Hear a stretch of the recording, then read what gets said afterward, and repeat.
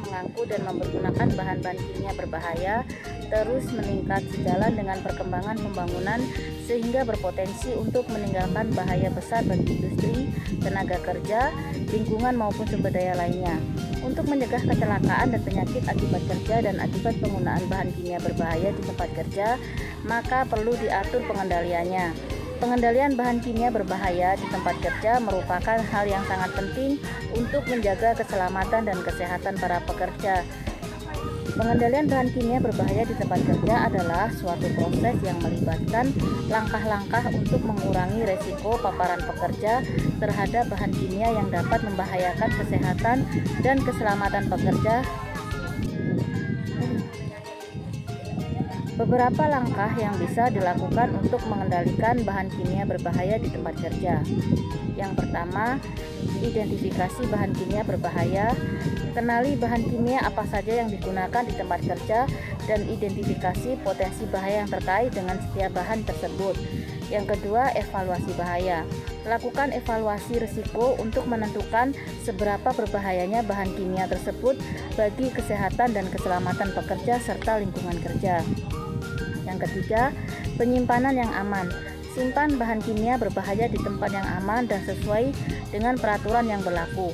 Pastikan label bahan kimia terbaca dengan jelas dan selalu tersedia MSDS atau Material Safety Data Sheet atau lembar data keselamatan bahan atau LDSB yang memberikan informasi lengkap mengenai bahaya, penanganan, dan penyimpanan bahan kimia.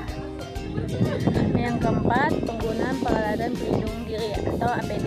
Pastikan pekerja menggunakan perlengkapan pelindungan diri yang sesuai seperti sarung tangan, kacamata, pengaman, masker, dan pakaian pelindung saat bekerja dengan bahan kimia dan berbahaya. Yang kelima, pelatihan dan pendidikan. Berikan pelatihan kepada pekerja mengenai penggunaan yang aman terhadap bahan kimia, resiko yang terkait, tanda bahaya, dan tindakan darurat yang harus dilakukan apabila terjadi kecelakaan atau tumpahan bahan kimia. Yang keenam, ventilasi yang baik. Pastikan ventilasi yang baik di tempat kerja, terutama di area di mana bahan kimia berbahaya digunakan atau disimpan untuk mengurangi paparan terhadap uap atau gas beracun. Yang ketujuh, pengendalian kontak. Batasi kontak langsung dengan bahan kimia berbahaya. Sebanyak mungkin gunakan alat bantu seperti peralatan mekanis atau alat pengisapan untuk mengurangi paparan langsung. Yang delapan, penanganan darurat. Siapkan prosedur darurat. Siapkan prosedur darurat dan peralatan penanganan darurat seperti shower mata, alat pemadam api, dan kit tumpahan untuk menangani kecelakaan atau tumpahan bahan kimia dengan cepat dan efektif. Yang kesembilan, monitoring dan evaluasi. Lakukan pemantauan secara teratur terhadap lingkungan kerja untuk memastikan bahwa tindakan pengendalian bahan kimia berbahaya efektif dan memenuhi standar keselamatan yang berlaku. Kesepuluh, kebijakan keselamatan yang ketat.